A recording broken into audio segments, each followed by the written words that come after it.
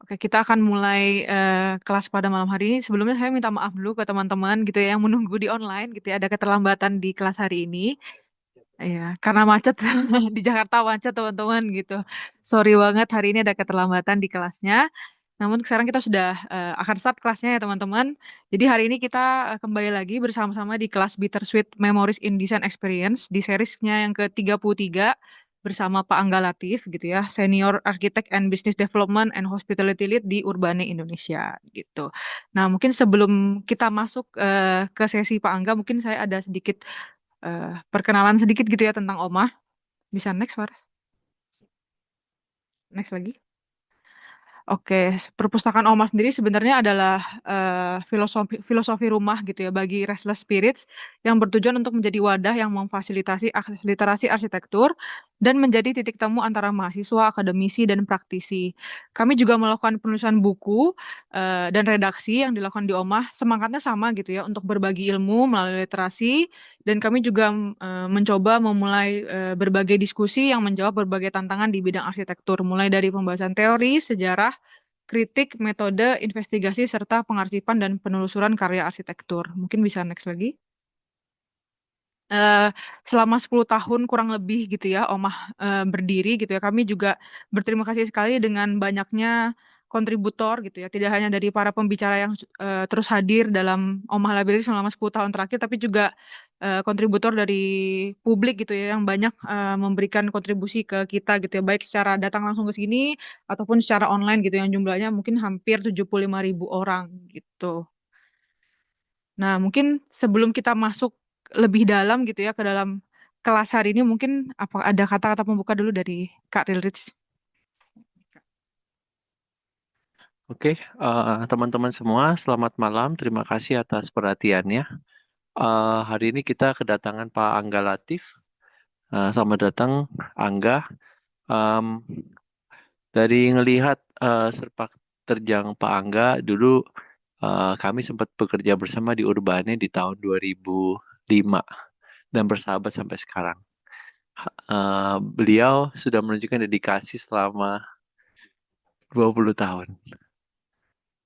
Nah, nggak banyak di generasi saya yang bisa menunjukkan sebegitu dedikasi dan mengayomi dan semua dinamikanya gitu yang ada di dalam sebuah studio sampai 25 tahun. Bareng sama Pak Ridwan Kamil, bareng sama Pak Ahmad Deni Tardiana sudah tahu plus minusnya, bareng sama Mas Rizal Muslimin, bareng juga sama Pak Irfan Pribadi Darwis, Mas Reza Nur Cahya dan eh, Pak Apep ya, dan semua turunan-turunannya sampai silih berganti sampai sekarang. Hal ini menunjukkan bahwa ada budaya nggak cuma sendiri tapi juga kooperasi.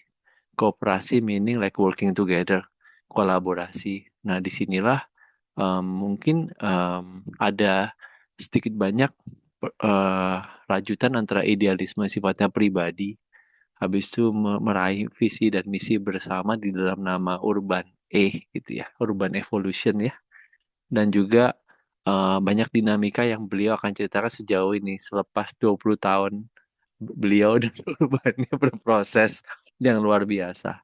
Dan jadi catatan sejarah juga karena turunan dari yang dibentuk oleh Pak Ridwan Kamil dan teman-teman adalah dari Encona kan ya. Jadi sebuah budaya yang multi engineering ya, multidisiplin dan kemudian turun sampai ke generasi yang di tahun 2025 ini. Jadi memang budayanya biasanya berguyup-guyup mengayom-ngayomi gitu. Bukan like a single master habis itu uh, ya memang ada single master tapi saling berdialog semua master-masternya membentuk sebuah rajutan karya. Nah, hari ini kita akan mendengarkan manifest, visi misi sampai keturunan proyek dan sampai dinamika studio culture di dalamnya. Looking forward to see the urban evolution inside the Urbane. Ini adalah sesi yang sangat bersejarah untuk arsitektur Indonesia. Budaya kooperasi tidak banyak dijelaskan ya di dalam dinamika sejarah arsitektur Indonesia. Selalu berputar di antara para orang-orang yang ada di center gitu ya.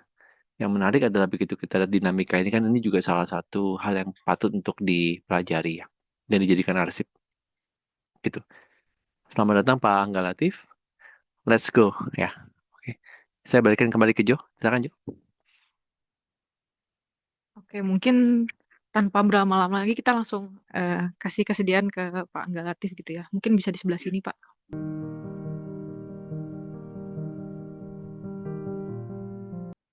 Oke, terima kasih. Selamat malam semuanya. Assalamualaikum warahmatullahi wabarakatuh.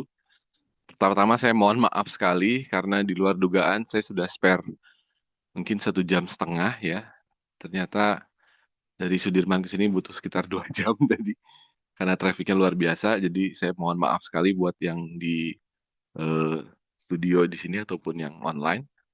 Eh, Mungkin sebagai pembuka, eh, sebetulnya waktu di approach oleh timnya Rich gitu untuk sharing bittersweet memories di dunia perarsitekturan ini, saya cukup kaget ya karena sebetulnya tidak terlalu banyak yang bisa saya share secara secara experience kalau kalau eh, bekerja mungkin ya, karena seperti Rilis bilang saya lulus 2004, lalu kemudian saya 1 tahun kerja di Bali waktu itu, berproyek bersama teman-teman.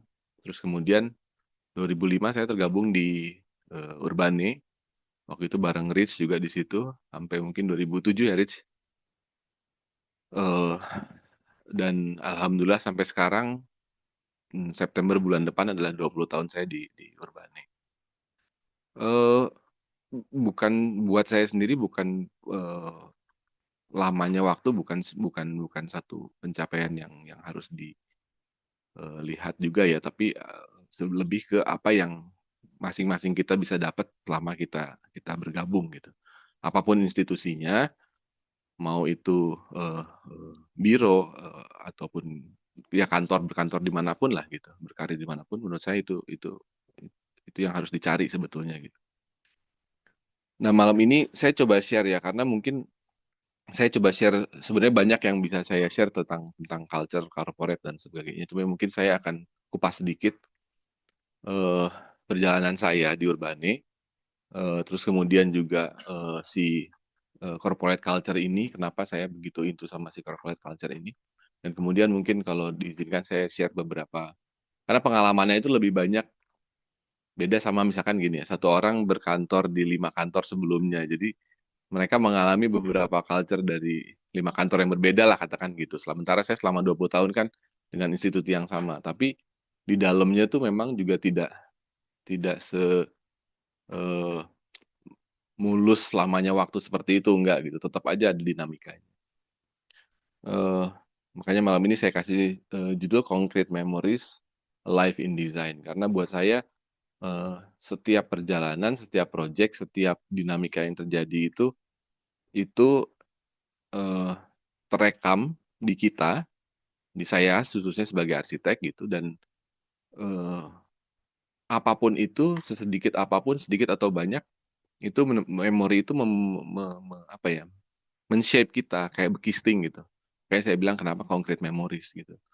Beton kan gimana pun juga, bekistingnya gimana dia akan ikut. Dan pada akhirnya dia akan jadi solid, jadi keras, ya seperti layaknya karakter beton. Ini perkenalan singkat aja. Eh, saya di Urbane dan ada satu company lagi namanya di Brava. Itu di bidang hospitality yang masih sister company-nya Urbane juga. Urbane sendiri saya dari 2005. Terus kemudian di Brava ini start dari 2019. Sebelumnya saya kuliah di Unpar, di Parahyangan, di Bandung. Makanya waktu dari Bali pindah ke Urbane itu ya seperti pulang gitu. Jadi tidak terlalu rumit lah buat saya untuk beradaptasi. Oke, di segmen yang pertama ini mungkin saya panggilnya emotional blueprint ya. Ini intro Urbane itu seperti apa. Mungkin ini sekilas aja. Urbane sendiri dari katanya urban evolution. Hmm, Dulu 2004 berdirinya gitu, sebelum saya gabung 2005. Itu kita banyak menangani proyek master plan ya. Master plan, terus kemudian 2006 2007 sering berjalannya waktu, kita alhamdulillah dipercaya banyak mengerjakan proyek arsitektur. Saya sendiri dulu waktu 2005 bergabung, saya lulusan arsitek, tapi di Urbane harus mampu, beradaptasi langsung ya, jadi belajarnya itu langsung experience langsung, mengerjakan proyek-proyek yang master plan, yang teman-teman tahu skalanya kan sangat beda ya, gitu. Kalau mengerjakan arsitektur, kita mengerjakan skala misalkan, mendesain, kamar mandi, kamar tidur gitu, sementara master plan kita mengerjakan skala yang luar biasa besar begitu, dan itu saya harus beradaptasi cukup cukup lumayan struggling tuh pada saat awalnya. Nah, jadi fokusnya Urbane sendiri karena saya di divisi arsitektur itu banyaknya, kita proyek-proyek komersial, jadi, eee, se bergeser seiring berjalannya waktu. Dulu 2007 sampai 2000, kurang lebih 2014 ya gitu ya, 2013, itu office tower, itu banyak sekali office tower, terus kemudian komersial, retail, itu banyak sekali gitu. Nah, karena tren, dunia properti, lalu kemudian juga, apa namanya, ekonomi gitu bergeser, jadi tipologinya juga bergeser gitu. Kita banyak menangani sekarang, corporate office, terus kemudian, apa namanya, hospitality, hotel, dan lain sebagainya. Sementara kalau kayak office, apartemen itu sudah, cukup berkurang. Ini ini highlights aja, eee, beberapa project yang, saya terlibat juga di antara di dalamnya, dan ada juga yang real rich terlibat, kalau dia masih ingat ya gitu, yang kita kerjakan sampai pagi gitu. Apa namanya, saya coba menunjukkan di kita itu gaya, apa ya namanya ya, kita punya punya prinsip, progresif gitu ya. Jadi kita kita tidak terima jadi tor begitu saja, tapi kita olah bukan hanya sebagai wujud arsitekturnya, tapi juga olah memberi masukan kepada owner, dalam bentuk tornya begitu.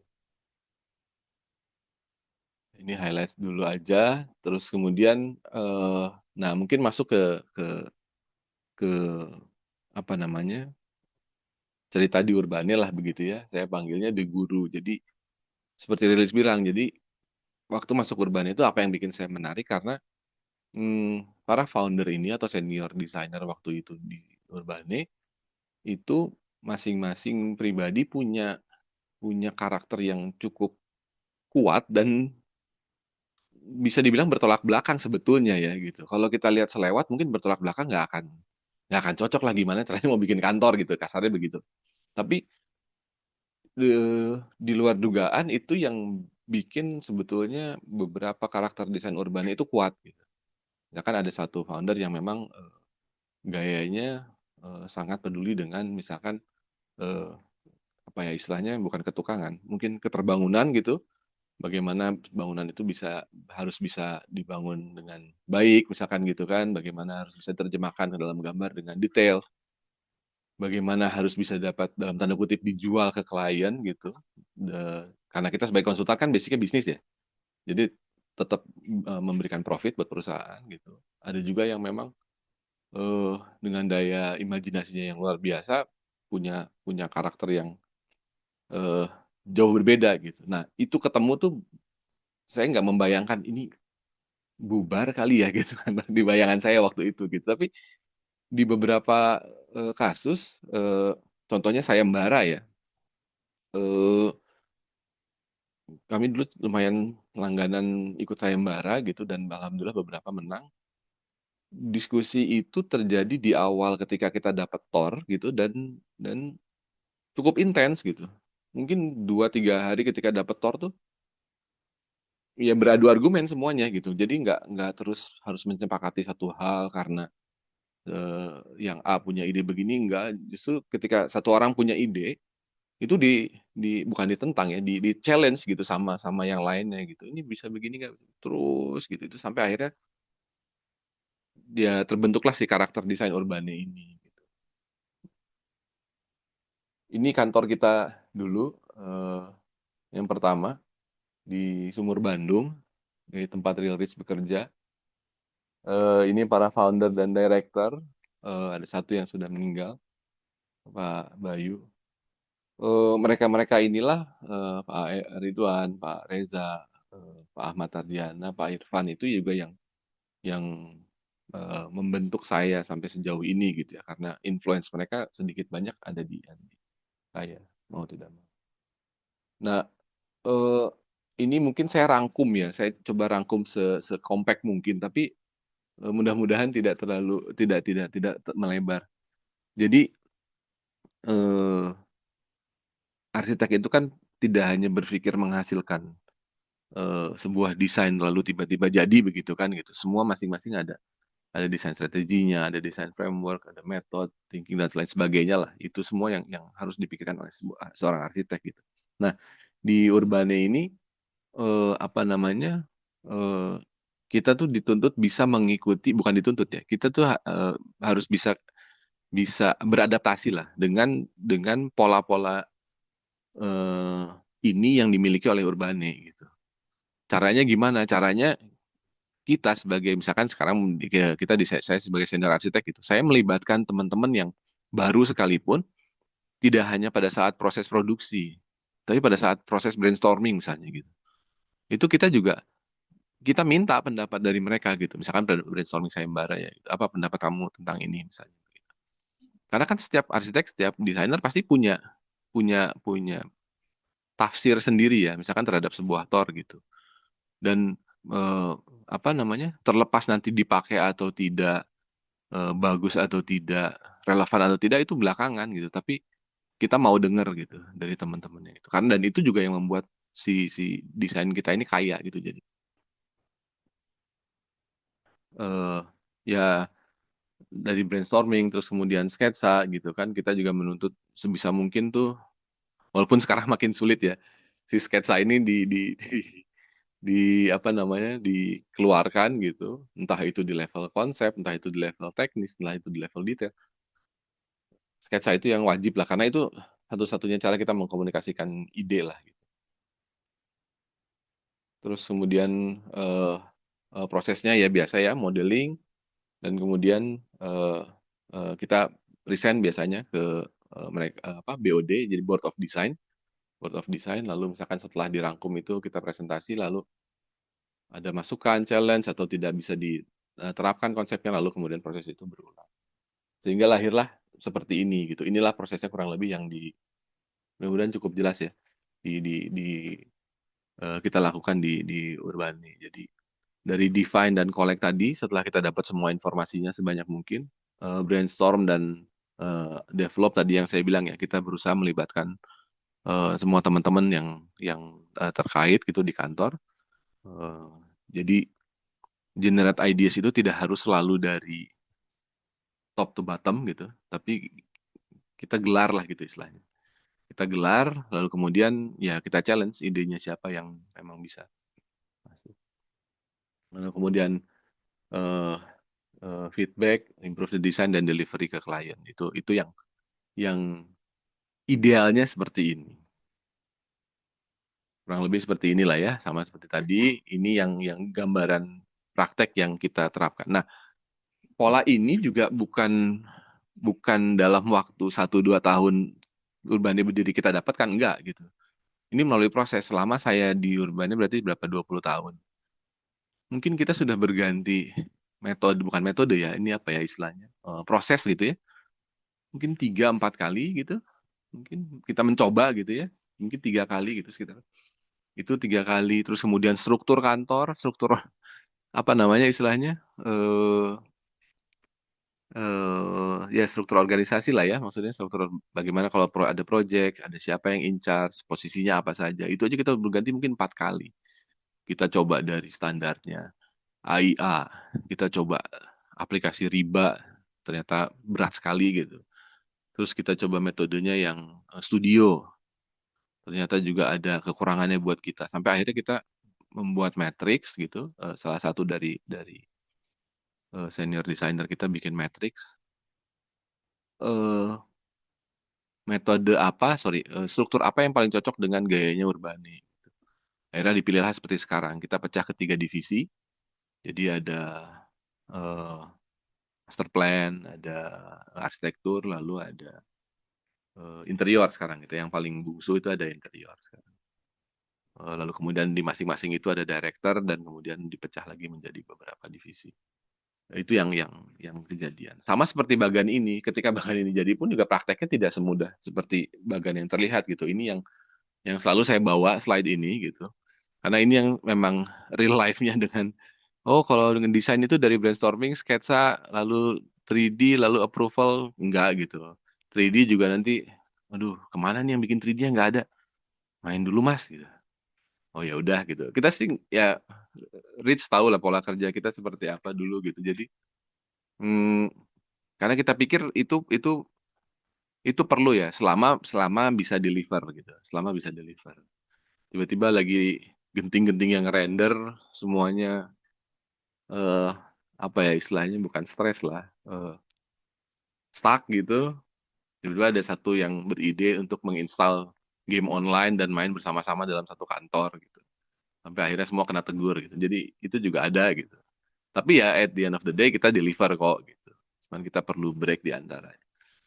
Yang saya coba jelaskan adalah eh, apapun desain proses yang kita pakai, yang arsitek pakai itu pasti tidak akan ideal dan selalu sifatnya sirkuler. Nggak ada, saya belum pernah ya, mungkin saya yang belum pernah, tapi belum pernah saya lihat desain proses yang smooth. Satu garis gitu tuh belum pernah. Kita tuh bentuknya lebih kayak spiral gitu. Karena pasti akan ada review, redraw, rebuild, review, redraw, terus gitu sampai nanti menemukan satu apa ya istilahnya kompromi gitu karena buat saya desain itu adalah kompromi keputusan-keputusan gitu baru desain itu bisa diaplikasikan di lapangan. Nah poinnya itu yang kompromi tadi ya yang saya highlight. Jadi dari pengalaman saya ini saya melihat satu desain kalau sudah jadi itu adalah serangkaian keputusan atas kompromi dari berbagai masalah, berbagai aspek ya. Kan kenapa saya sebut kompromi? Kayak misalkan struktur bilang harus berapa misalkan? Harus bentangnya 8 meter, arsitek maunya 12 meter gitu. Kan harus ada kompromi gitu. Bukan berarti nggak bisa kan gitu. Harus ada yang bukan berarti harus ngalah juga. Saya sebutnya kompromi. Ya udah, bisa nggak 12 meter tapi baloknya tinggi. Jadi lu tinggiin plafonnya, atau lu tinggiin lantai. Itu kan kompromi ya di situ gitu. Nah, desain itu buat saya adalah serangkaian itu. Jadi selama kerja di corporate ya kompromi itulah yang paling di kita kita utamakan gitu karena kita nggak bisa berjalan sendiri gitu. Proyek yang kita tangani terlalu besar untuk kita sanggup berjalan sendiri menurut saya nggak works gitu. Ini yang dari dulu selalu kita pegang. Jadi kita punya desain filosofi, ada naratif design, terus kemudian creative programming, green design. Green design ini mungkin terjemahannya sekarang ke sustainability design sama apa istilahnya itu biophilic begitu. Terus kemudian materiality. Jadi kita empat empat approach ini yang selalu kita pakai, hampir selalu kita pakai di suara saya cukup jelas kan ya online ya. Di setiap pendekatan desain kita gitu dan dari dulu. Bukan tanpa alasan kenapa ini dipegang dari dulu karena masing-masing si approach ini pengalaman saya ya ini punya punya ini tuh kayak amunisi gitu, kayak senjata. Ketika projectnya apa, approach-nya ini gitu. Jadi kita tahu approach mana yang tepat untuk project yang seperti apa gitu. Contoh misalkan kayak creative programming misalnya nomor 2. Apa sih creative programming? Jadi kalau klien datang ya misalkan dengan sebuah tour gitu. Saya minta didesainkan sebuah misalkan pusat komersial misalnya begitu. Hmm, dengan tor yang cukup rigid gitu. Tapi kita melihat peluang misalkan di lokasi tersebut atau dengan konteksnya sites tersebut lah misalnya gitu ya. Dia punya potensi lain programmingnya, tidak hanya komersial misalkan harus ditambahkan dengan inilah dengan itu misalkan, dengan hunian misalnya. Nah itu yang tidak ada di tor. Nah itu kita coba, pendekatan itu kita coba. Bagaimana kalau begini? Kenapa? Karena secara desain benefitnya begini. Secara bisnis juga. Nah disitulah kenapa saya suka dengan gaya approach-nya Urbane. Karena dengan begitu kan arsitek kan tidak mempelajari semua, maksudnya gini, arsitek itu terbiasa mempelajari banyak hal. Tapi tidak semua hal juga kita pelajari kan. Contohnya misalkan seperti tadi, bisnis kita nggak pelajari bisnisnya kan. Tapi dengan creative programming ini, saya jadi harus belajar. Oh bisa ya ternyata yang tadinya tornya hanya ruko misalkan satu baris gitu, ternyata karena memang potensinya ada dan secara bisnis memungkinkan, itu kan kita pelajari ya, dan marketnya ada, ternyata bisa loh bawahnya ruko itu komersial, atasnya misalkan hunian sewa misalnya gitu. Eh, itu sangat mungkin gitu, dan itu bisa kita komunikasikan ke klien. Dan beberapa respon klien ya macam-macam ya, memang balik lagi. Responnya ada yang memang kliennya sangat rigid gitu, yang tidak bisa menerima itu, tapi juga ada yang, oh mungkin bisa ya, begitu ya. Terus mereka menghitung misalkan dengan tim bisnisnya sendiri. Oh dan memang bisa, akhirnya mereka ikut gitu. Nah, tapi approach kayak gitu nggak bisa ke klien yang benar-benar rigid gitu. Jadi kita mungkin harus cari approach yang lain. Tapi most of the time salah satu dari empat ini pasti kita ada yang kita pakai. Bahkan ada beberapa yang bisa kita terapkan banyak.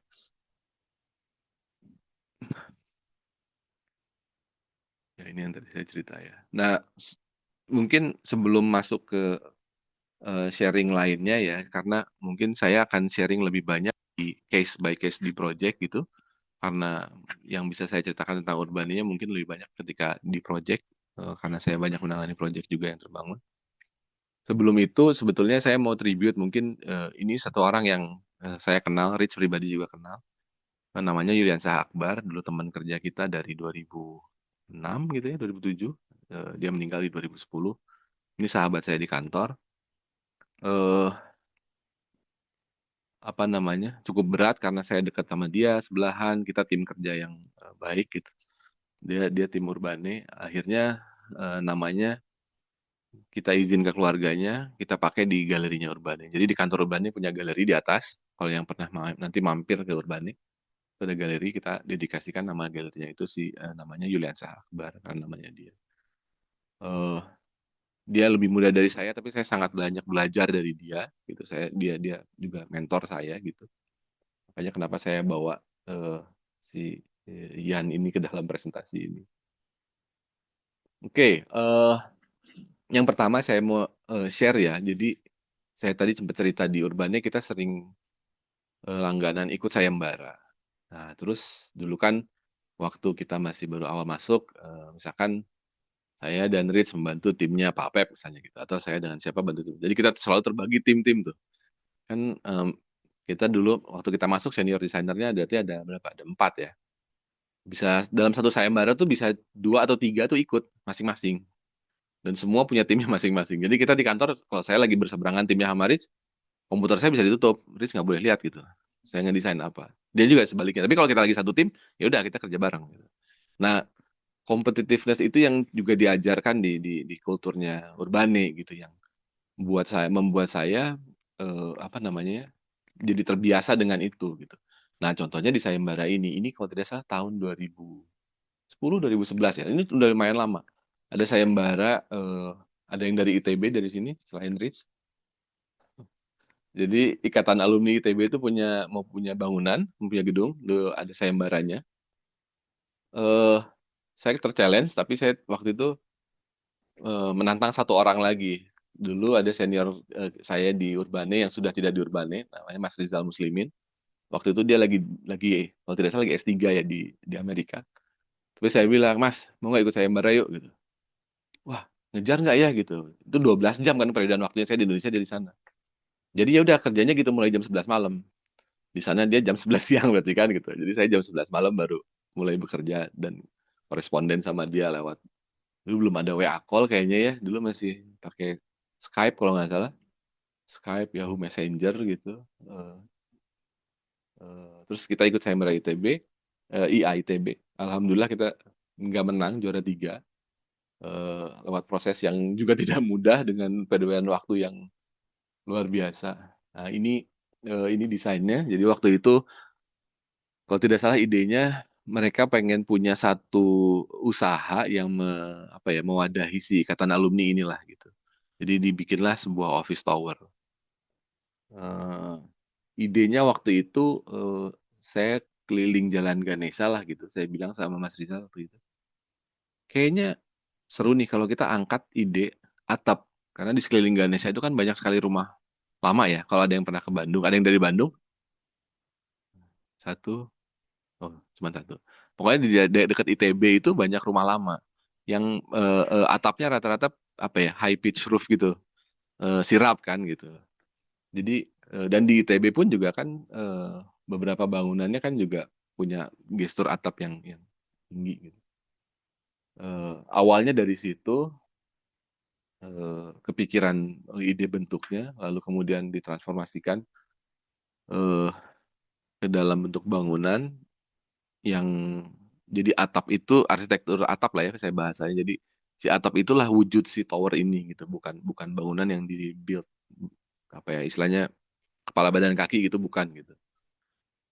Nah, ini prosesnya lumayan waktu itu mungkin sebulan setengah sebetulnya, tapi baru intensnya ya seminggu terakhir lah, 5 hari mungkin gitu ya.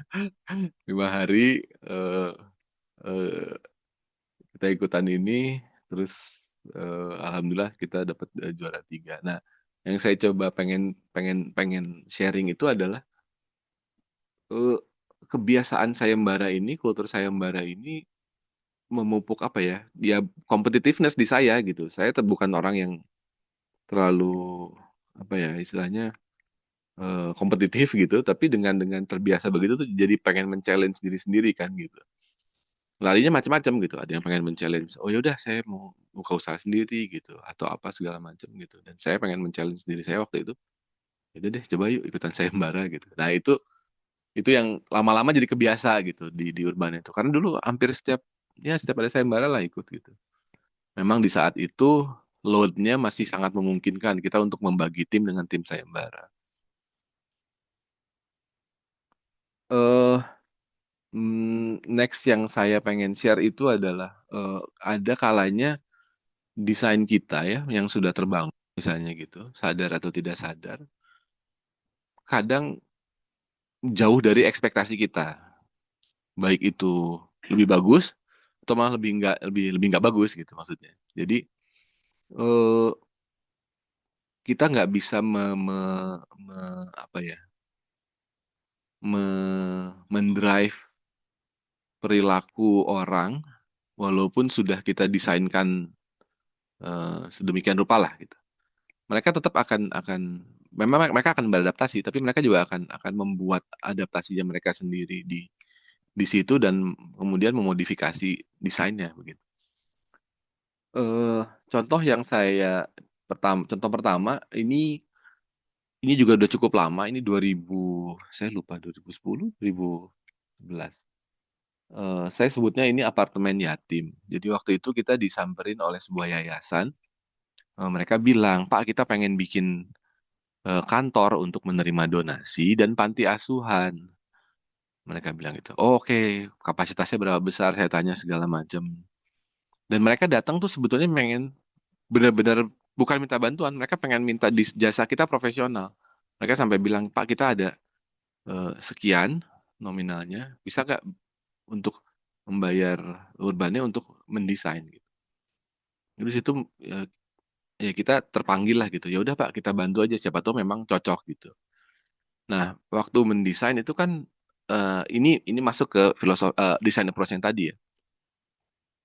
Core-nya dari mereka kan sebetulnya hanya kantor untuk menerima donasi, lalu panti asuhan gitu. Eh, Terus kita mikir, kenapa nggak? eh, Kenapa sih harus panti asuhan gitu? Kenapa kita nggak apa namanya ya? Kita carikan nama yang lain lah kasarnya begitu. Makanya lah muncul istilah apartemen yatim. Poinnya sama, fungsi yang ditampungnya sama, cuman kita membuat desainnya lebih eh, saya nggak bisa bilang proper ya. Semua panti banyak juga panti asuhan yang proper, lebih tapi lebih lebih upgrade lah gitu istilahnya.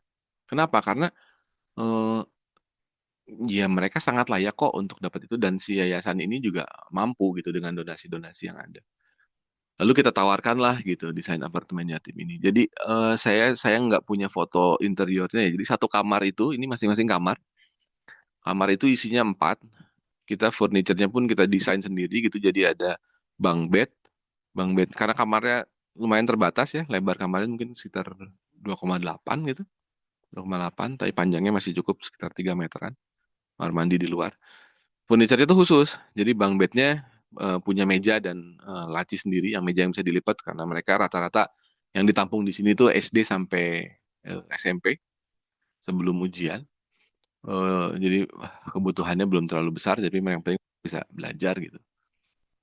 Eh, Nah, ini contoh approach yang tadi yang saya bilang ya, si creative programming itu bukan hanya buat komersial, tapi buat yang seperti ini juga. Kemudian perjuangannya karena ini dibangun dengan donasi, jadi tidak langsung sekaligus jadi. Jadi kalau kita sebut timeline project ya, ini bukan timeline project yang bisa jadi acuan ya, tapi eh, apa namanya, perlu ekstra kesabaran lah begitu. Ya contohnya lantai satu jadi, lantai dua tiga belum, tapi udah harus pindah. Akhirnya musola dikonvert ke eh, tempat tidur sementara. Ketika sudah ada dana, lantai dua finishing, lantai tiga baru pada masuk gitu. Jadi eh, adaptasi-adaptasi seperti itu. Dan jujur waktu di awal saya sendiri tidak terlalu optimis ya. Ini bakal diaplikasikan oleh mereka karena mereka yayasan yatim dan seharusnya mereka bisa mengaplikasikan lah intinya begitu. Tapi di luar dugaan, walaupun larinya nggak ke kita lagi waktu mendesain yang kedua ketiga ya, mereka mendesain kedua di, kalau tidak salah di Aceh, karena banyak hmm, anak-anak yatim juga di sana korban tsunami kalau tidak salah. Terus kemudian satu lagi di, saya lupa daerahnya. Tapi mereka aplikasinya yang sama, mereka kasih tagline si apartemen yatim. Mereka adopsi si desain kamarnya seperti itu. Jadi mereka terapkan gitu. Nah, buat saya eh ya itu di luar ekspektasi ya. Dulu waktu kita mendesainkan ini kan kita cuman men-challenge kita untuk membuat dalam tanda petik upgrade-nya panti asuhan yang lebih bagus lah gitu. Eh Ternyata buat mereka itu tipologi yang oh ini bagus nih Pak gitu. Jadi ini juga image bahwa panti asuhan itu tidak harus selalu yang begitu gitu. Ini kita kita buatkan seperti ini. Mereka menduplikasi ini di mana-mana dan buat kita itu saya cukup senang ya dengan itu. Itu contohnya. Jadi dia growing ke yang lain lah gitu. Kalau ini yang kedua ini ada balai warga. Ini satu kampung di Bandung. Hmm, Namanya Babakan Asih di daerah Astana Anyar ya kalau orang Bandung pasti tahu. Daerahnya pemukiman cukup padat. 70% demografinya itu pemuda 20 sampai 35 tahun. Dan mohon maaf, mungkin sekitar 50-60% dari pemuda itu adalah either masih atau residivis, kriminal di penjara gitu. Jadi kondisinya sangat-sangat nggak inilah, nggak apa namanya, nggak nggak kondusif banget lah waktu pertama kali kita survei. Waktu di approach, kita hanya di approach oleh si Karang Tarunanya nih punya semangat yang berbeda lah gitu. Mereka entah dari mana, ketemu siapa, pokoknya mereka dianterin oleh satu orang engineer kalau nggak salah yang pernah kerja sama kita ke kantor. Mereka bilang, Pak tolong, apa mereka bilang, RT kami teh banjir gitu. Selalu banjir kalau hujan, apalagi luapan sungai gitu. Bisa nggak bantu apa ya, bikinin apa kayak selokan atau apa karena kayaknya alirnya mampet. Akhirnya saya survei lah ke sana. Waktu survei sebetulnya masalahnya sederhana lah ya, ya permasalahan pelik banjir lah pasti. Sampahnya di sungai nyangkut, airnya meluap, drainase di kampungnya nggak bagus. Itu kan udah kombinasi yang lethal ya. Jadi udah tuh setiap setiap hujan, nggak usah hujan besar ya gitu, kita bilang hujan apa ya, nggak usah hujan badai, kita bilang hujan deras sedikit aja dia pasti banjir, dan banjirnya bukan yang sebegini, itu bisa setengah rumah lah waktu itu. Oh ya udah, pas kita survei ternyata yang kita temukan di lapangan lebih pelik lagi gitu loh. Oh, anak-anak di sini nggak punya tempat main, jadi dan mereka main di gang yang berseliweran motor yang juga tidak selalu baik pengendaranya gitu, atau mereka main di pinggir kali juga yang tidak terlalu proper buat anak gitu, bisa kecelakaan bisa segala macam. Terus keluarlah ide waktu itu, ya udah deh kita hitungkan, kita bikinkan solusi untuk banjirnya resapan, tapi boleh nggak kalau kita bawa solusi lain. Cuman kita minta tolong carikan tempat waktu itu yang bisa disewa atau dibeli oleh pendana. Eh, karena kita kan nggak, sebagai konsultan kan bukan yang punya CSR berlebih juga ya gitu. Kita coba bantu mereka mencarikan dana untuk membangun sebuah taman. Intinya cuma seperti itu. Kita yang desainkan tamannya for free untuk mereka. Nah, 2006 kalau nggak salah, 2007, saya lupa. Itu kita bangun pakai bambu awalnya. Jadi ini adalah gambar 3D yang baru. Mungkin sekitar 2 tahun lalu. Sekarang sudah jadi, saya belum sempat foto. Waktu itu bambu, balai warga, kita bikinin balai warga dan taman bermain di depannya lah gitu. Wah, itu luar biasa gitu. Efeknya luar biasa. Bahkan waktu ngebangunnya pun kita coba nggak melibatkan, nggak pakai kontraktor. Jadi kita bilang warganya, ada nggak yang bisa nukang gitu. Oh banyak Pak, sini tukang ini. Itu tuh dikumpulin. Ada nggak yang bisa bambu? Bisa. eh, Mereka bikin gitu. Dan gara-gara itu mereka eh, yang tadinya mungkin pengangguran, terus malah jadi jatuhnya nantinya ke kriminal. Mereka sibuk ngebantu si balai warga ini sampai aktif. Udah deh saya yang bikinin acaranya, saya cariin gurunya. Saya kenal guru bahasa Inggris nanti buat ngajarin anak-anak dan seterusnya. Akhirnya aktif. 3 tahun lalu roboh, karena kan bambu ya. Dengan biaya yang terbatas bambunya roboh. Terus akhirnya mereka minta desainkan yang lebih permanen. Waktu itu juga mereka datang lagi ke kantor. Gitu. Bisa nggak Pak tolong bantu desainkan yang lebih permanen? Karena balai warga itu udah sangat, buat mereka udah sangat kepake gitu. Waktu itu rubuh, nggak ada. Tamannya bisa kepake, tapi buat mereka aduh sayang ya nggak bisa ada buat ngajarin bahasa Inggris anak-anak di sini. Itu kan ekspektasi yang desainnya apa di luar dugaan kita ya gitu ya. Kita pikir ya kita bantu, oke yang penting mereka ada. Ternyata di mereka sendiri mengupgrade mereka sendiri gitu. Itu yang eh, jadi apresiasi buat kita. Ini dalamnya kira-kira begini yang baru itu sekarang sudah jadi mungkin tahun lalu ya kalau tidak salah jadi. Nah, ini sebenarnya slide yang ketuker ya, ini harusnya di akhir. Yang berikutnya, hmm,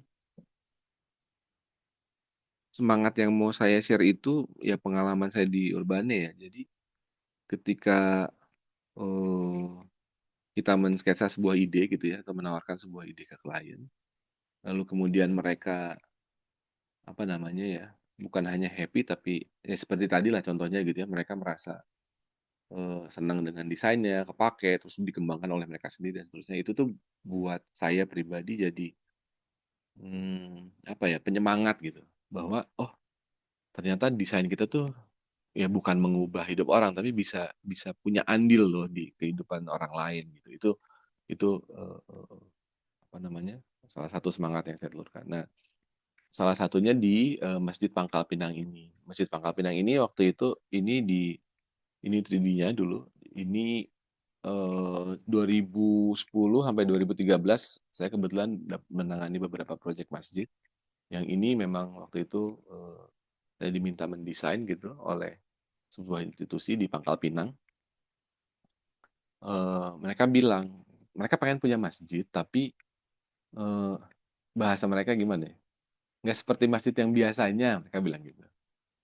Terus nggak biasanya ini apa ya gitu? Karena mungkin di bayangan mereka masjid yang mereka lihat sehari-hari mungkin ya begitu ya, kubah dan lain sebagainya. Lalu approach yang saya tawarkan cukup apa namanya ya drastis gitu. Saya tawarkan sesuatu yang benar-benar modern gitu. Eh, ini konsepnya apa ya istilahnya kayak tabung yang bersaf gitu dari konkrit beton yang di luar dugaan ternyata mereka sangat appreciate yang tadinya hanya berencana untuk meminta desain gitu belum ada rencana membangun gara-gara itu mereka mengumpulkan donasi gitu dan lah si bangunan masjidnya lama yang kecil dan sudah tidak terlalu layak lah. Ini foto sudah jadinya, jadi si lingkungan. Nah, yang tantangan ini di Pangkal Pinang. Jadi kalau saya bikin geometri ini mungkin di Jakarta, di Bandung, eh, banyak precast yang bisa kita pesan gitu ya. Di sana keterbatasannya kan jarak ya. Bisa pesan precastnya dari sini. Jaraknya tapi sekian hari, lalu ada harga yang cukup tinggi misalnya begitu. Akhirnya eh, saya harus mendampingi eh, mandornya gitu untuk eh, gimana bikin cetakannya, terus pakai apa gitu. Ada yang berhasil, ada yang tidak gitu. Contoh buat yang arc ini berhasil, tapi di beberapa sisi nanti mungkin terlihat itu tidak terlalu berhasil. Nah, di sini kelihatan mungkin. Ya, challenge-nya itu apa namanya? Pengerjaannya jadi cukup lama karena nunggu si tukang ini dari Jawa dia lagi pulang karena dia yang bisa melester lengkung misalnya gitu. Itu tuh terjadi di sini gitu. Dan itu apa ya menurut saya pengalaman yang menarik lah.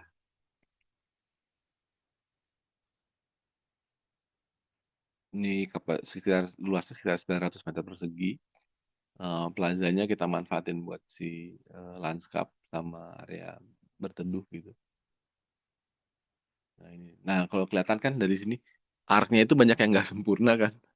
Nah, itu karena satu sisi yang depan waktu ketungguin gitu, begini bikin bekistingnya, lengkungnya begini, oke jadi gitu. Bekistingnya kan triplek ya, dibuka, pas bikin bekisting sisi yang lainnya ya agak beda gitu. Jadi akhirnya tidak semuanya. Tapi buat saya ya nggak ada masalah sih buat saya karena ya itu konteksnya gitu, itu yang bisa mereka lakukan. Nah di depannya masjid ini persis ada danau yang dipakai eh apa ya warga gitu buat aktivitas warga. Ini difoto oleh Mas Sony karena kita di Urbana itu kan kita punya apa punya punya kita bikin buku setiap beberapa tahun. Jadi ini ada di buku yang terbaru yang judulnya Ruang Sakral kalau nggak salah. Itu isinya kompilasi masjid.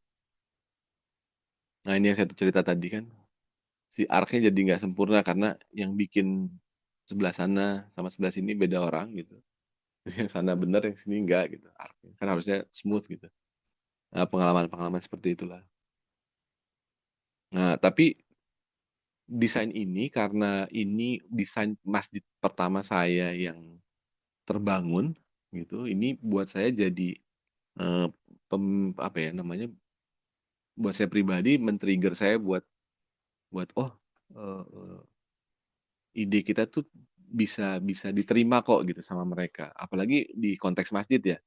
Itu kan cukup cukup sulit ya gitu. Di kita banyaknya taunya masjid harus pakai kubah gitu. Nah, padahal kan kalau teman-teman arsitek kan belajar tuh di sejarah sejarah arsitektur kan gitu. Kubah itu dari mana dan segala macam. Untuk punya approach eh, drastis seperti ini tuh juga cukup perlu perlu waktu gitu. Dan ketika ini berhasil, itu jadi spirit tambahan lah buat saya. Oke, oke, saya akan cepat kalau gitu.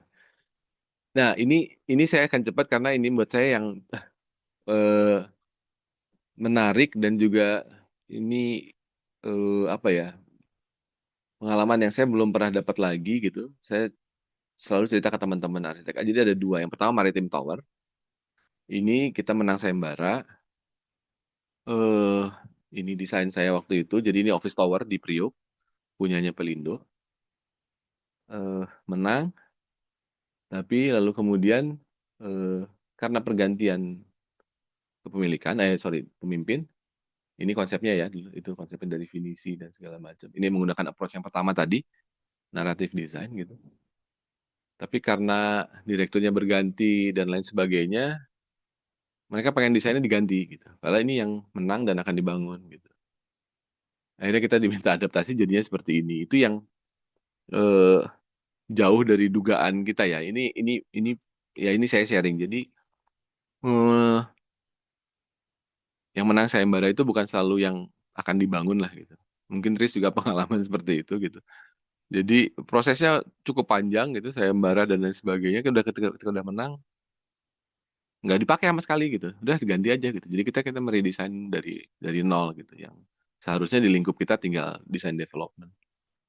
Nah, ini bangunannya sudah jadi ada di Priok. Yang kedua ini, ini yang pengalaman saya yang paling berharga. Ini desain sebuah resort di Bali. Oke. Ceritanya klien ini adalah klien lama kita, sudah berapa kali ganti desain, tapi mereka belum istilahnya engage kita, proyeknya nggak jadi, jalan lagi dan seterusnya. Suatu hari dia telepon saya karena di Jakarta kantornya, tolong main ke kantor, saya main. Dia keluarkan market ini. Mas Angga, ini saya baru pulang dari Jepang. Ini adalah desainnya Shigeru Ban. Tahu apa yang diminta? Saya diminta mengobrak-abrik desainnya Shigeru Ban. Terus saya bilang, Pak, ini arsitek idola saya, nggak mungkin saya ngobrak-abrik desainnya dia. Nggak mau, saya pokoknya, menurut saya desainnya nggak terlalu bagus, katanya. Dia udah bayar gitu loh, dia udah bayar, dia dapat gambarnya lengkap. Saya diminta ngobrak-abrik ini, terus suruh, oh saya nggak suka ini, saya nggak suka ini.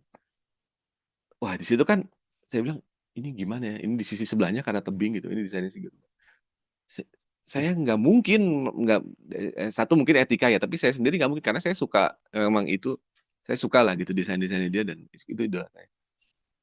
Terus yang saya tawarkan, gini deh Pak, gimana kalau dealnya adalah kita mendesain ulang. Jangan jangan saya mengobrak-abrik ini udah sampingin. Kalau nanti desain kita nggak kepake, ya udah Bapak bisa cari arsitek lain buat mengobrak-abrik ini. Tapi saya nggak mau, saya bilang gitu. Itu yang saya pegang. Bukan karena saya suka, tapi karena ya etika ya gitu. Kan buat mengeluarkan ini kan, bayang nggak berapa lama gitu yang dibutuhin si Garuban ini. Akhirnya dia bisa terima, ya udah coba deh gitu. Akhirnya coba, ini saya cuma keluarkan modelingnya aja. Eh, saya buat waktu itu studinya dari Lego, terus saya buat, susunan yang sama, yang sudah pasti tidak sebagus si Garuban gitu. Tapi terus dengan berbagai alasan, operatornya oke dan lain sebagainya, mereka setuju dengan desain ini dan menggunakan kita sebagai arsitek. Jadi selamat, saya nggak harus menghancurkan desainnya si Garuban yang sudah terkenal itu. Ini pengalaman berharga buat saya, dan di situ saya lihat, jadi udah seberapa terkenalnya arsitek pun, namanya klien itu kalau emang enggak gitu, udah ganti aja, ya ganti gitu.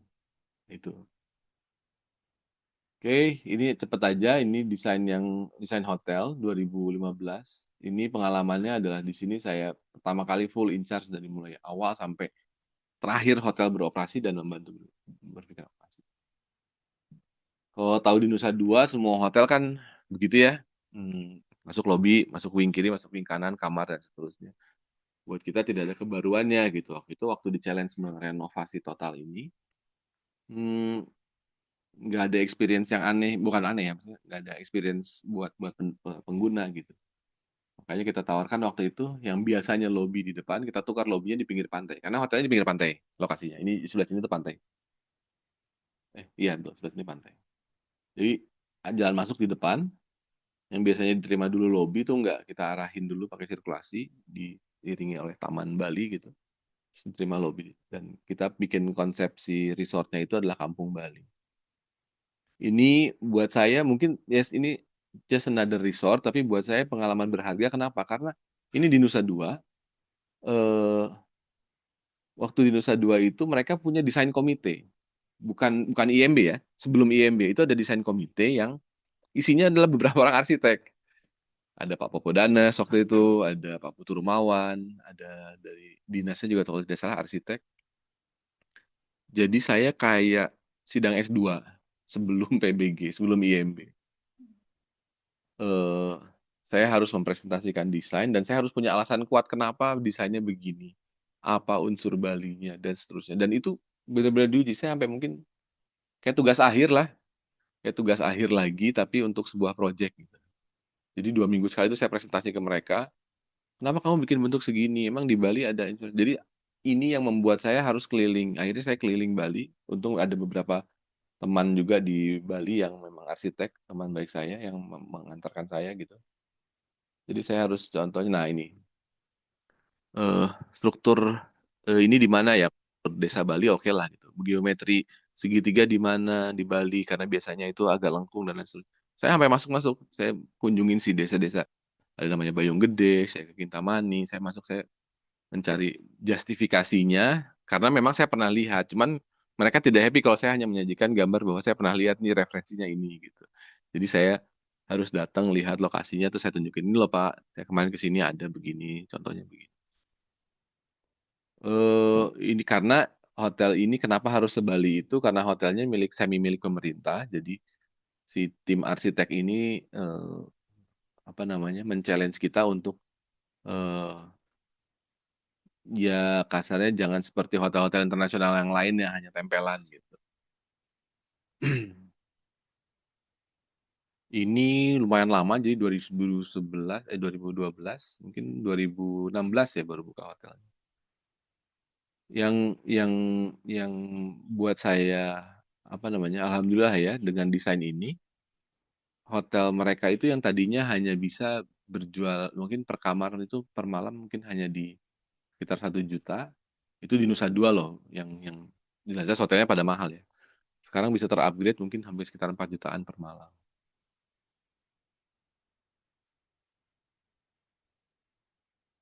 Mungkin banyak tapi karena waktu mungkin saya coba percepat ya. Nah ini kayak jalan-jalan ke si apa namanya koridor-koridor hotel tadi juga kita buat seperti ini. Jadi ada relief, ada batu, bukan koridor yang tertutup dengan kaca gitu.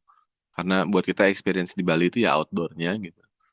Sempat di-challenge oleh operator gitu. Gimana kalau hujan gitu. Dia bilang gitu. Ini kan hotel bintang 5. Ya saya bilang, ya ini Bali.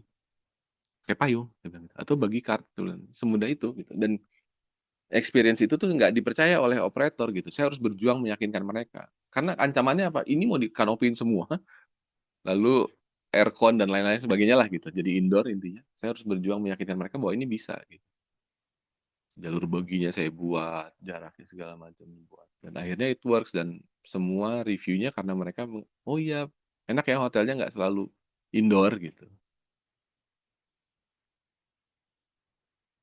Saya kerjasama dengan landscape arsiteknya juga orang tim dari Bali. Jadi mereka membantu saya banyak buat ini. Jadi highlightnya sebetulnya sebagai arsitek itu nggak cuma mendesain eh, apa namanya bangunan gitu, tapi kita mendesain si experience-nya si tamu. Oke, mungkin ini terakhir. Jadi dari sederetan pengalaman itu, saya sebagai arsitek di beberapa tahun terakhir itu ada chapter baru lah buat saya. Eh, saya dengan beberapa partners membentuk City Brava Asia. Karena pengalaman kita di hospitality, pengalaman kita mendesain, kita juga tahu bahwa arsitek itu sebetulnya bisa tidak hanya mendesain ruang, tidak hanya bisa mendesain apa namanya eh, eh, fasad atau arsitektur geometri, tapi juga bisa bahasa saya apa ya mengkurasi experience-nya pengguna gitu. Nah, atas dasar itulah kita coba nih kita bikin yang namanya Tibrava Asia. Apa Tibrava Asia? Jadi kita own eh, eh, itu sebuah brand yang memiliki properti yang desainnya curated by City Brava Asia ini. Rata-rata ya desainnya kita yang desain, kita yang develop, lalu kita operasikan. Beberapa proyeknya masih di timur, ada di Bali, ada di Labuan Bajo. Jadi ini peran saya sedikit bergeser dari yang tadinya pure mendesain, tapi saya harus memikirkan di sini saya harus memikirkan brand. Nah ini juga kenapa saya bisa lompat sejauh ini, menurut saya karena pengalaman saya di Urbane ya, sekian tahun itu. Karena kebiasaan mempelajari sesuatu yang baru ketika mendesain itu memicu saya. Kalau ini kan banyak ya yang dipelajari. Kita harus pelajari bikin brand kayak gimana. Kita pelajari bisnisnya kayak apa. Itu hal yang di luar apa namanya kebiasaan kita sebagai desainer. Tapi karena kebiasaan-kebiasaan itulah, jadi saya apa namanya berani men-challenge saya untuk memulai yang seperti ini. Ini di Bali, 6 bedroom villa. eh, Sekarang sudah beroperasi. Jadi kita develop sendiri, kita cari tanahnya, lalu kita kita operasikan.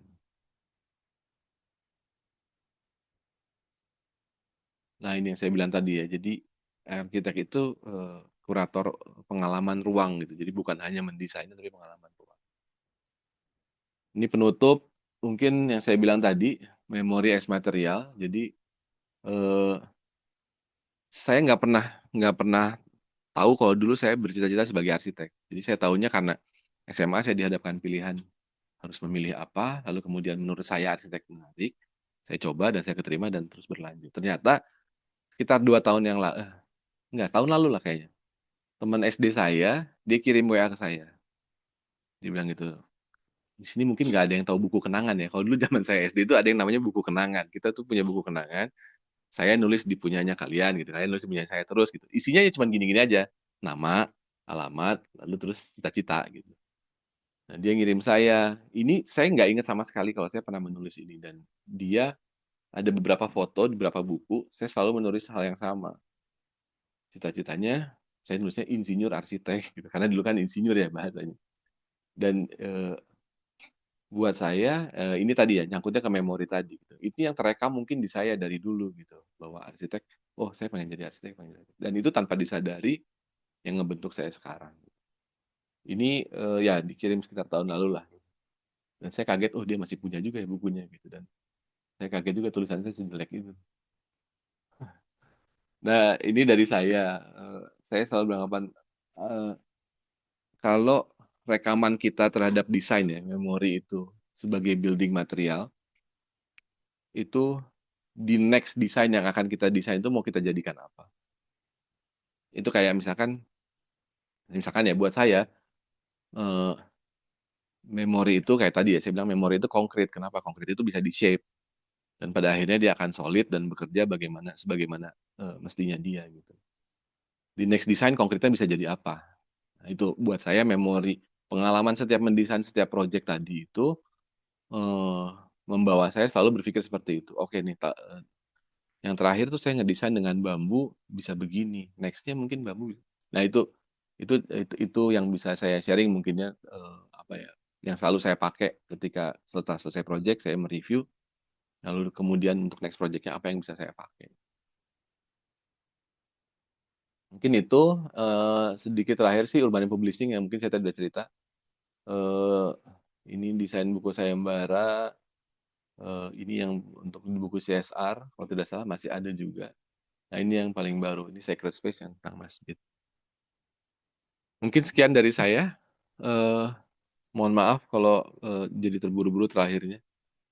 Terima kasih waktunya, terima kasih sudah diajak sharing di sini.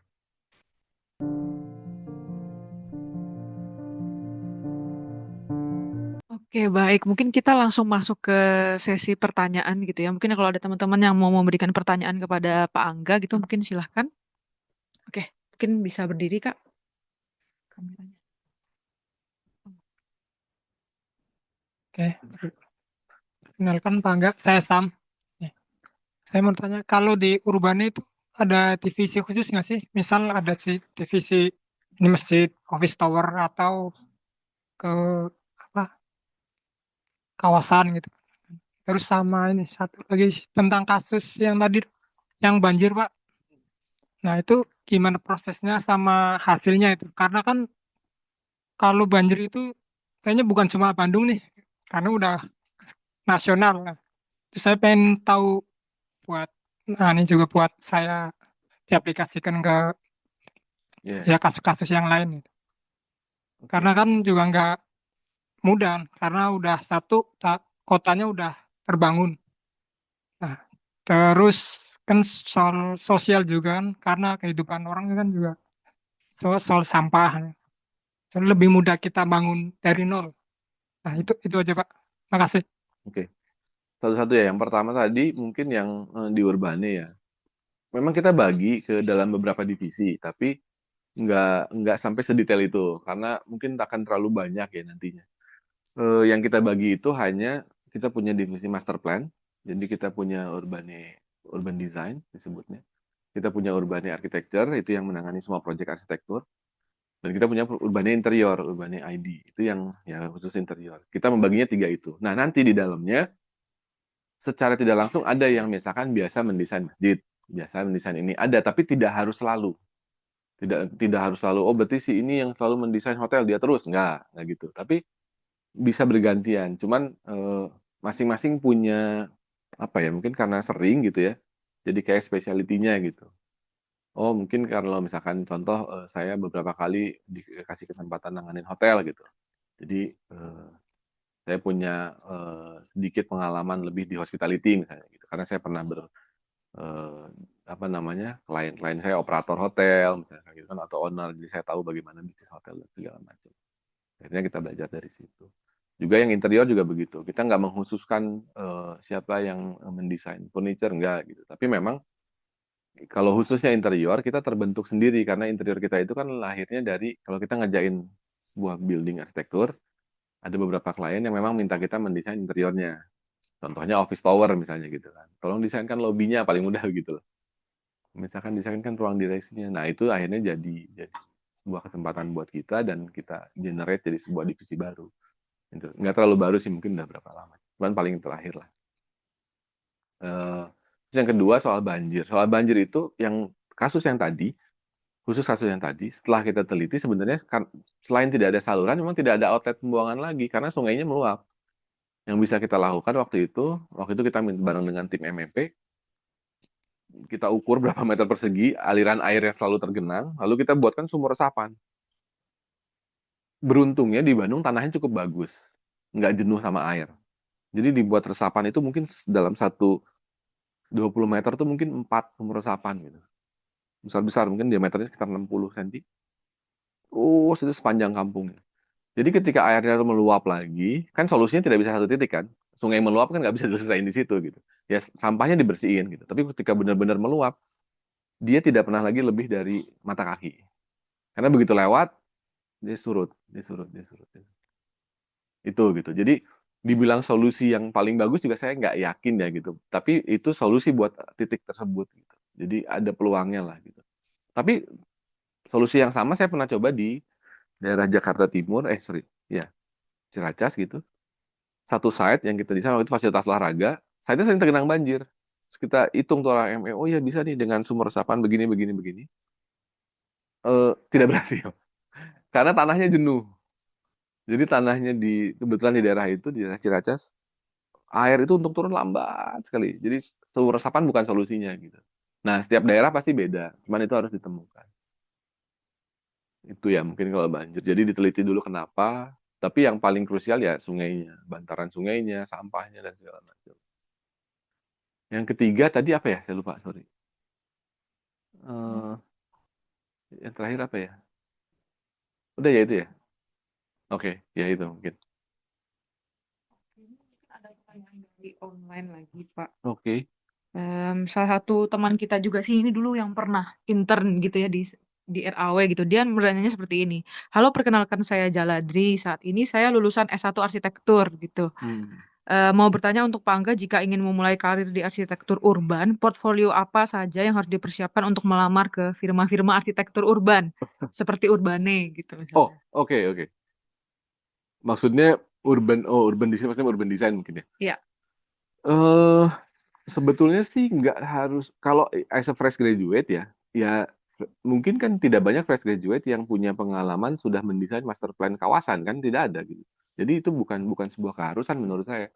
Cuman itu sebuah minat. Jadi kita misalnya nih apply ke mana ke Urbane misalkan gitu.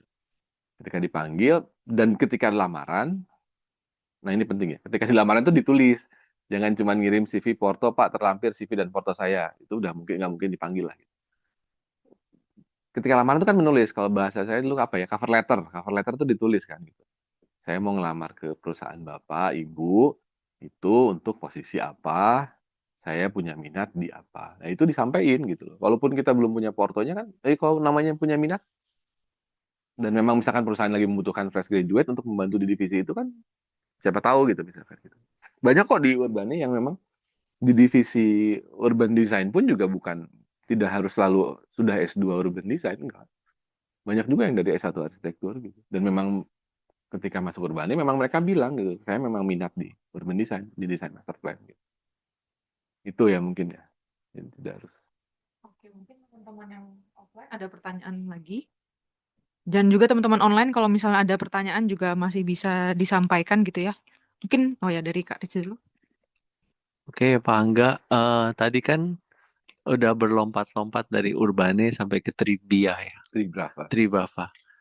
Dari Tribava itu kan beda lagi tuh, skupnya kan lebih besar tapi lebih holistik tapi juga lebih detail. Tanggung jawabnya juga lebih besar. Waktu penentuan sikap kan ada beberapa hal yang jadi jadi jadi apa? Jadi pertimbangan ya. Pertanyaannya when there is the next level of your life gitu, what is your limit? Maksudnya batas-batasnya apa sampai kamu bisa nentuin, oke, I will join this, I will uh, dari kesulitan dan dari ini dan gimana melihat potensi sebagai ya titik batas gitu. Udah ini gue cukup di sini gitu. So because Iya, you are a very good companion gitu. It's like that uh, nesting gitu ya. Nesting itu iya, kayak mudah sekali untuk membentuk sesuatu di sebuah sarang yang habis itu fix the problem kan. Habis itu iya, evolving kan.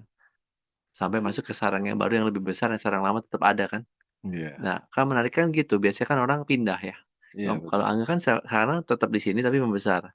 Tetap di sini habis itu ada definisi baru nih. Memecah tapi kan ada satu lingkaran gitu. So what is your limit and what is your view like looking at yourself the next 10 years gitu.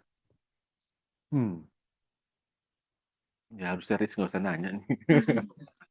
Oke, kalau ditanya kenapa, gini, kalau ditanya limitnya saya sendiri mungkin nggak bisa jawab ya, karena bukan saya nggak punya limit, enggak, karena saya jujur nggak tahu gitu, saya nggak tahu. Cuman kalau meminjam bahasanya teman-teman di Omah itu restless spirit gitu. Mungkin ya di usia saya 40 sekian tahun ini saya masih punya restless itu karena eh, gini ya, kalau saya cerita sedikit, kenapa saya bergabung untuk membentuk City Brava ini, rather than terus saya meninggalkan terus membuat sebuah company yang baru, enggak, karena pengalaman saya di Urbane itu buat saya bekal yang cukup buat saya waktu waktu belum jadi nih ya si company-nya. Buat saya, wah saya pernah desain hotel bintang 5, saya pernah desain villa, jadi saya cukup tahu tentang hospitality. Di saya tuh ngomongnya begitu gitu, kayaknya saya bisa deh gitu. Ternyata begitu masuk, kan permasalahannya bukan cuma desain. Yang Rich bilang tadi benar, itu lebih besar yet lebih detail gitu. Contoh ya, waktu jadi arsitek, kita kan sering ngasih saran ke klien. Pak, Bu, pakai marmer yang ini aja. Ini lebih bagus, warnanya lebih masuk, dan seterusnya. Ketika ada di posisi saya, yang dulu saya desain, ternyata harganya membuat bangunan saya tidak bisa balik modal dalam sekian tahun. Itu kan pertentangan batin yang ada sih penyesalan. Saya kok jadi mengalami seperti ini ya gitu. Padahal kan ya itu kan dua dunia yang berbeda ya gitu. Satu desainer, satu business owner gitu yang itu harus jadi masuk hitungan. Nah, tapi buat saya itu challenge. Jadi kayak apa ya, misalkan, oh kalau gitu saya harus hitung bisnisnya lebih jeli nih gitu. Saya harus lihat marketnya. Itu saya belajar gitu. Dan itu kan nggak diajarkan di dunia perarsitekturan, enggak gitu. Itu buat saya pelajaran yang bisa saya ambil dari selama perjalanan saya mendesain. Karena waktu ngobrol sama owner hotel misalnya, yang saya obrolin bukan cuman say hi terus kita presentasi desain, kemudian desain kita approve atau tidak selesai. Enggak, saya pengen dapet, saya pengen pengen belajar dari dia gitu. Saya belajar sama mereka. Saya belajar dari beberapa hotel owner yang jadi klien kita gitu. Kenapa sih Pak pilih operator US? Kenapa selalu pilih operator internasional? Oh karena ini Mas Lesedek begini begini begini. Tapi ada juga yang nggak suka gitu. Saya tanya juga kenapa Pak nggak pernah pakai operator hotel? Ah mereka kan cuma begini begini. Itu semua masuk dan itu kerekam di saya gitu. Nah mungkin rekaman itu ya yang membuat si saya si apa ya saya ini pengen mencoba lah gitu sesuatu yang baru. Jadi kalau ditanya limitnya saya sendiri belum tahu. Tapi kalau ditanya next 10 years, mungkin saya akan berhenti berarsitektur sih dalam 10 tahun ke depan mungkin. Di saya yang sekarang saya nggak tahu nih gitu. Di 10 tahun yang lalu juga saya nggak akan bilang saya akan eh, membuat sebuah company yang punya apa namanya hospitality, enggak gitu. 10 tahun yang lalu saya akan bilang, wah saya tetap akan mendesain. Oh, gitu. Tapi ya things change dan apa ya? Saya sendiri nggak pernah satu saya nggak pernah punya ekspektasi yang terlalu tinggi. Jadi saya saya saya ya orang pasti punya ekspektasi lah ya gitu. Yang tinggi. Tapi saya nggak pernah ya yang penting saya tahu tujuannya, saya punya effort ke situ dan saya nggak punya ekspektasi. Ternyata ini membawa saya ke sini. Oh ya, itu ekspektasi lain. Mungkin itu ya yang bikin saya bisa bisa begitu. Mungkin. Oke, Kak sudah tambah lagi. Oke. And how you define your ego right now ya as an architect? Iya, That's maybe you willing to lose everything and not willing to architect. So how you define? It is good lesson for the young guns, yeah, and good lesson for colleague like me gitu. And good lesson for the old people yang maybe the definition of ego is different than Angga, Latif. Iya. Okay, this time maybe you can teach us about how you define ego Eh, as an architect. Iya, iya, Silakan iya. Kak. Jelas ya, arsitek kan memang bermain dengan egonya ya, jelas, itu jelas, sangat jelas. Eh, di satu, kalau tidak ada kesempatan untuk mengkompromikan ego itu, mungkin mungkin tidak akan pernah terjadi tuh kita berkompromi dengan ego itu. Tapi karena mungkin di kesempatan ini saya harus bisa ya. Kayak contoh tadi misalnya eh, eh, saya harus menentukan sebuah desain yang menurut saya bagus, tapi secara bisnis nggak bagus gitu. Itu kan dua ego di dua sisi saya yang berbeda gitu loh. Ya nggak bisa kita memuaskan setiap orang, kan nggak bisa gitu. Ego kita juga begitu. Jadi kalau buat saya ego itu juga apa ya namanya? Kita harus bisa berkompromi sama konteksnya. Itu konteksnya. Yang penting konteks. Jadi kalau saya memposisikan diri, saya harus bisa memposisikan diri. Ketika sekarang saya mendesain, itu yang part yang itu mungkin jangan keluar dulu gitu. Jangan keluar dulu gitu. Tapi ketika saya switch memang lagi untuk si business owner ini, ya ego arsiteknya harus kita kita kita nomor dua kan. Punya prioritas mungkin ya. Punya prioritas terhadap konteks yang dihadapi. Kayaknya mungkin itu ya yang selama ini saya lakukan gitu. Jadi nggak, ya di awalnya sih nggak gampang. Karena ini kayak saya ngadepin saya dulu gitu. Saya ditawari yang begini begini. Kira-kira itulah mungkin ya. Nggak tahu, mungkin ada yang punya pendapat lain. Oke, ini dari pertanyaan online sebenarnya tadi sebelum Karis bertanya ada pertanyaan juga tentang ego nih Pak. Apa? Izin tanya Pak Angga, ini ada pertanyaan dari Lutfan Fahrusi. Bapak kan udah 20 tahun gitu ya di sana. Nggak gampang mungkin mengatur ego dalam teamwork. Ini mirip pertanyaan. Apa momentumnya yang buat akhirnya cukup batas saya di sini gitu. Tanda petik cukup gitu. Terakhir saya penasaran kenapa Bapak nggak pindah-pindah dari Urbane gitu. Ada hal apa-apa yang selalu mungkin Bapak bikin ngerasa yakin dan sabar sampai detik ini. Thank you gitu. Ah, ya pertanyaan pertama berarti tadi apa ya? Ego ya, apa sih? Iya, nggak gampang mengatur ego. Oh, karena buat saya apa ya? Saya tuh orangnya apa ya? Seneng apa ya? Peka sama konteks lah gitu istilahnya, apa ya? Mungkin bahasanya nggak tepat. Ya kontekstual lah gitu. Jadi eh, tahu menempatkan ego kita di mana. Jadi kalau misalkan lagi disuruh nih, misalkan ya contoh di sini di Raw misalkan gitu. Coba kamu keluarkan ide terliarmu tentang toilet. Ya udah, keluarin tuh kan semuanya. Tapi kalau ketika disuruh, bukan disuruh, ketika lagi diskusi terus kita revisi dulu yang ini. Ya udah kan konteksnya itu gitu. Jangan ketika lagi disuruh melakukan sesuatu yang di tim gitu, tapi kita punya ide yang meletup-letup gitu. Itu kan nggak akan sampai kapanpun nggak akan pernah sejalan. Nah, itu kuncinya kerja di corporate gitu loh. Tapi ya dengan syarat ya memang corporate-nya sejalan sama yang kita pengen nih. Nah, kenapa urbannya sejalan? Karena saya tuh dari waktu saya masa kuliah misalkan di Unpar, saya tuh selalu punya passion bikin bangunannya tuh apa ya kasarnya eh, bangunan publik gitu loh. Selalu pengen bangunan publik dan selalu pengen eksperimen gitu lah. Maksudnya yang progresif desainnya apa, dan di awal-awal mungkin 8 tahun saya di Urbane, itu Urbane bisa mewadahi saya gitu loh. Saya masih bisa menelurkan itu, saya mendesain bangunan publik. Jadi yang saya pengen terwadahi gitu. Mungkin cita-cita saya nggak terlalu tinggi kali ya. Jadi yang saya pengen terwadahi. Saya pengen mendesain bangunan komersial, saya pengen mendesain hotel, resort. Itu terwadahi kok gitu. Dan ide saya bisa ditampung di situ. Gitu. Jadi buat saya ya sejalan kan gitu dengan apa yang saya bayangin. Jadi bukan masalah egonya bertentang. Yang kedua, kenapa bisa bertahan 20 tahun? Karena tadi gitu loh. Eh, saya mendapatkan apa yang saya harapkan di Urbane gitu. walaupun saya terkadang men-challenge gitu ya, di beberapa waktu saya mungkin men-challenge, saya pengen coba pegang contoh 2 tahun awal saya di Urban nih, dulu belum ada project manager, saya baru experience 2 tahun, saya men-challenge waktu itu bilang sama principal, saya mau pegang project itu as a project manager, karena saya yakin saya bisa. Itu projectnya komersil, karena saya suka project komersil dulu. Oke gitu. Ternyata ya kelabakan juga, tapi ya itu challenge gitu. Dan saya dikasih, mungkin ya di masa-masa itu karena Urbannya juga baru beberapa tahun ya gitu. Jadi sama-sama develop dan itu yang membuat saya terupgrade lah gitu.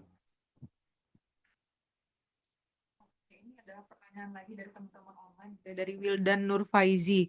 Selamat malam Pak Angga, izin bertanya Pak, dengan jam terbang yang tinggi di tipologi arsitektur mid-rise dan high-rise untuk bangunan kantor atau komersial, apakah Pak Angga masih tertarik atau ada hasrat untuk mendesain rumah tinggal? Dan menurut Pak Angga, apa challenge terbesar dari mendesain masing-masing kedua tipologi tersebut? Kemudian yang kedua, apakah ada prinsip atau pakem desain yang selalu dipegang Pak Angga ketika mendesain satu desain bangunan gitu ke desain bangunan yang lain. Misalnya seperti dalam tanda petik magic number dan sebagainya. Terima kasih banyak, Pak. Oh, ya kalau yang pertama ya hmm, buat saya selalu tertarik sama ya arsitektur itu yang membuat saya eh, bertahan sampai saat ini ya. Jadi apapun tipologinya buat saya selalu selalu ada tantangannya gitu. Jadi saya nggak pernah mengkotak-kotakan, oh saya mau cuma mendesain high rise, saya nggak mau desain rumah, karena saya nggak suka desain rumah, nggak gitu. Saya punya desain, saya juga beberapa praktek desain rumah dan saya bereksperimen juga di desain-desain itu gitu. Eh, jadi saya nggak pernah mengkotak-kotakan kalau kalau high rise berarti saya nggak suka lagi desain rumah, nggak. Saya tetap bereksperimen. Cuman konteks bereksperimennya beda gitu. Mungkin dengan skala rumah saya punya keleluasaan lebih untuk bereksperimen misalnya gitu. Karena satu misalkan kalau rumah kan kliennya personal ya, bukan corporate, bukan bisnis gitu. Nah kalau bisnis kan ada banyak faktor lain. Itu challenge-nya beda lagi. Gimana caranya kita eksperimen di bangunan yang harus menguntungkan misalnya gitu. Dan tidak merugikan owner, tapi owner tetap suka misalnya. Itu kan juga challenge yang berbeda. Itu yang pertama. Yang kedua, apa tadi? Satu lagi? Saya lupa. High rise. Oh, pakem desain. Nah, eh saya ada slide yang tadi terlewat. Saya tulis proses and progress. Kenapa? Karena buat saya desain itu nggak pernah berhenti evolving. Jadi saya nggak pernah punya satu pakem khusus. Jadi saya suka desain yang progresif gitu, berkembang terus atau punya eksperimental bahkan gitu. Eh, Cuman ada desain-desain, pakem-pakem desain yang saya nggak suka, itu aja. Jadi saya nggak pernah, saya ini gitu spesialisnya nggak. Tapi ada pakem-pakem desain yang saya nggak suka dan saya nggak bisa mendesain itu. Cuman itu aja. Jadi saya nggak pernah mengkhususkan diri. Saya arsitek ini gitu nggak.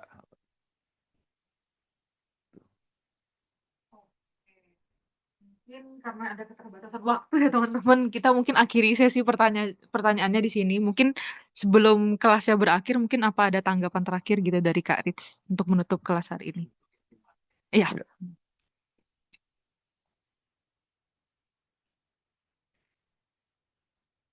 Gitu aja. Oke. Oke. Buat melihat seseorang yang sudah berpraktek selama 20 tahun di tempat yang sama tidaklah biasa gitu ya. Buat orang yang milenial itu udah bisa saya jarang sekali ngeliat teman-teman saya dan teman-teman saya banyak yang buka biro, pisah biro, gabung biro dan berpisah dan bergabung berkali-kali. Yang tadi Pak nggak bilang bisa sampai 3 kali, 4 kali, 5 kali gitu. Um, Akhirnya saya tadi punya pertanyaan gitu, seberapa jauh gitu dia bisa menginterpret kehidupannya di dalam firmanya dan di urbane dan idealisme dan juga how it progress. Mulai dari naratifnya tentang competitions, tentang memaknai competitions menjadi collaborations. Itu yang saya pandang ya. Jadi competitions can be next level of collaborations and collaborations meaning the next level of competitions gitu. Jadi that's definition tuh Angga itu selalu mulai dari dua hal yang berbeda habis itu disatuin gitu. Keberhasilannya adalah waktu dia bisa menyatukan dan bisa up level. Karena at the end of the day, terbangun atau tidak terbangun, it's all about the collaborations ya. It's all about the fee being paid. Yeah, It's all about the teams being nurtured. It's all about the idea of the evolutions and evolution of idea gitu. Jadi yang penting dia bisa bawa lagi ke depan gitu ya. Menurut saya itu jadi menarik ya karena eh, berpikir ini sebenarnya satu titik yang dimana very conceptual, dimana bukan soal keterbangunan tapi tentang relasi, tentang etis, tentang kekuatan ide. You own it, you defense, and you let it go. Maksudnya you let the ego go. Dan begitu kita masuk ke situ, saya merasa bahwa inilah substansi sebenarnya dari ide ya.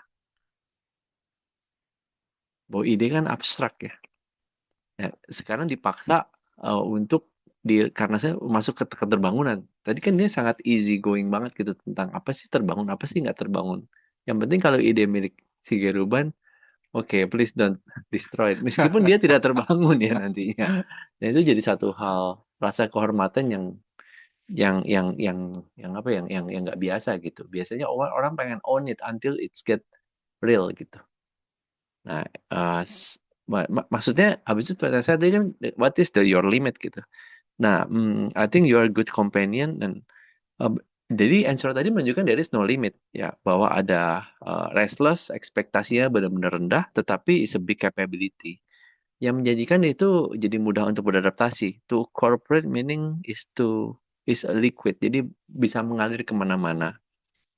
Kalau saya lihat ini kadang-kadang seorang desainer tuh balik ke sisi anak kecilnya yang dia itu nggak bisa menaklukkan dirinya sendiri gitu. Padahal begitu seseorang dewasa itu dia bisa mulai bermain dengan data gitu. And put it in context. Jadi ini adalah seorang pantesan lo dibuat apa jadi managing director ya. So you know how to manage the every people interest ya in putting your ego towards the how to maintain the people's life. Jadi dari situ sebenarnya sangat memuaskan gitu ya. Jadi bisa punya kompromi pada konteks sampai ke keinginan buat making it public. Ada satu titik yang konsisten the definition of being an architect itu. Saya pikir tadi kita belajar tentang bagaimana maintain ego and at least you need to guard your idea, you need to guard your position, you need to guard your context. I think that's why you enrich yourself and you feel being fulfilled. At the end of the day you can feel happy in whatever situations. Dengan begitu, I think conflict is anticipated ya. Ya itu sangat jarang itu untuk bisa orang yang bisa memaintain konflik sampai diredam gitu ya. Jadi arsitek ada satu hal yang harus dipelajari apabila ingin membuat korporasi. Kumpulkanlah orang-orang seperti Pak Angga. Dan raihlah capability dan raihlah prestasi. Dari situ kita bisa merasakan substansi yang sebenarnya daripada mainan posisi tentang ego itu sendiri. At the end of the day, the project needs to be executed, the idea needs to be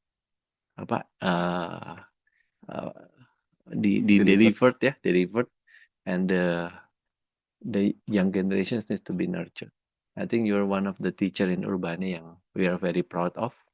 Keep on going. Thank you. Dan kita kasih applause buat Pak Angga ya. Mungkin terakhir kali ya Pak, mungkin kata-kata penutup dari Pak Angga. Ini atau itu? Bisa langsung dari sebelah sana. Oke ya, karena sudah malam juga, tapi mungkin dua dari saya. Thank you Rich for the kind words dan semoga itu semua yang memang diharapkan semua orang ya. Dari saya cuma dua. Jadi 2015 saya pernah dapat short course ke Jepang dan satu profesor saya bilang gitu, dia kayak meneliti kepribadian lah gitu ya. Dia bilang, kenapa dia bilang saya, jadi kan lewat serangkaian tes dan lecture ya, dia bilang ke saya lihat kamu itu punya ego yang sangat tinggi. Ini saya belum pernah cerita ke yang lain ya, saya share di sini. Tapi somehow you can avoid all the conflict. Jadi waktu di Jepang itu konteksnya, saya dikumpulkan dengan 20 orang dari beda-beda negara di satu event selama 3 bulan. Di situ kita tiap hari bareng gitu, kayak di dorm lah gitu, kayak di asrama gitu. Tiap hari lecture bareng, tiap hari makan bareng, kegiatan dan segala macam. Kan potensi konfliknya sangat besar ya. fokus. Abis itu kita punya group discussion yang masing-masing punya ide dan segala macam. Si profesor ini bilang sama saya seperti itu. Saya bilang, wah saya sendiri nggak tahu ya, saya bilang gitu. Kamu arsitek dan saya lihat kamu punya ego yang sangat besar, tapi somehow you avoid the conflict. Dan pada akhirnya saya menyesal juga sih saya avoid semua konflik. Jadi pada akhirnya saya ditempatkan di satu grup diskusi di final presentation itu yang sangat tough karena semuanya berteriak gitu, semuanya tuh pengen. Dan apa namanya, saya sendiri sampai protes gitu, kenapa saya ditaruh di grup ini, saya bilang gitu. Kenapa ini kan grup neraka lah saya sebutnya gitu. Karena semua semua saya nggak bilang jelek, semua punya ide, tapi kan bukan itu intinya grup discussion. Intinya kan kita cari solusinya kan sebetulnya itu gitu. Ini tuh enggak gitu. Nah, eh, tapi di akhir short course dari Jepang itu saya tahu, saya jadi sadar gitu. Ternyata yang paling penting itu buat saya satu konteks. Kita tahu konteksnya. Apapun itu ya, mau pekerjaan, mau rumah, mau segala macam lah. Kita tahu konteksnya. Makanya read the context itu penting gitu. Jadi begitu kita duduk ruangan ini, saya langsung baca gitu. Oh, lampu ini tujuannya buat ini ya. Oh, konteksnya kita baca, dapat project kita baca konteksnya. Ini apa ya tujuannya? Oh, ini buat bisnis. Oh, ini buat personal. Konteks itu dibaca. Begitupun di lingkungan kerja gitu loh. Konteksnya apa? Nah, ujiannya apa? Ujiannya kemampuan kita untuk beradaptasi sama konteks gitu. Bisa atau enggaknya itu tergantung kemampuan kita membaca konteksnya juga. Makin paham kita sama konteksnya, makin tahu kita, oh kayaknya ini kita bisa lewat ini, bisa lewat ini. Nah, yang kedua, saya selalu percaya kalau kita eh, jalan sendirian itu bisa lebih cepat. Saya selalu percaya itu. Apapun ya, pekerjaan segala macam. Tapi saya percaya kalau kita bareng-bareng, kita find solution bareng-bareng, grup dan segala macam. Itu kita bisa at least lebih jauh untuk dapetin itu. Nah, itu makanya kenapa mungkin buat saya teamwork itu ya penting ya gitu. Kita nggak punya tim yang bagus, kita nggak punya tim yang solid, yang bisa sama-sama baca konteks gitu untuk cari solusi. Itu sangat disayangkan. Mungkin penutup dari saya itu, jadi jangan pernah lelah mengeksplor diri sendiri, karena uh, kita nggak tahu juga, saya sendiri nggak pernah tahu ujungnya apa, uh, membawa kita kemana, dan jangan pernah, kalau buat saya pribadi, jangan pernah mematenkan bahwa saya itu di sini gitu. Kalau buat saya gitu, nggak pernah. Saya selalu ngalir dan saya lihat potensi yang ada, konteks yang ada. Mungkin itu, terima kasih waktunya, sudah bersedia sampai malam mendengarkan ocehan saya. Terima kasih, selamat malam.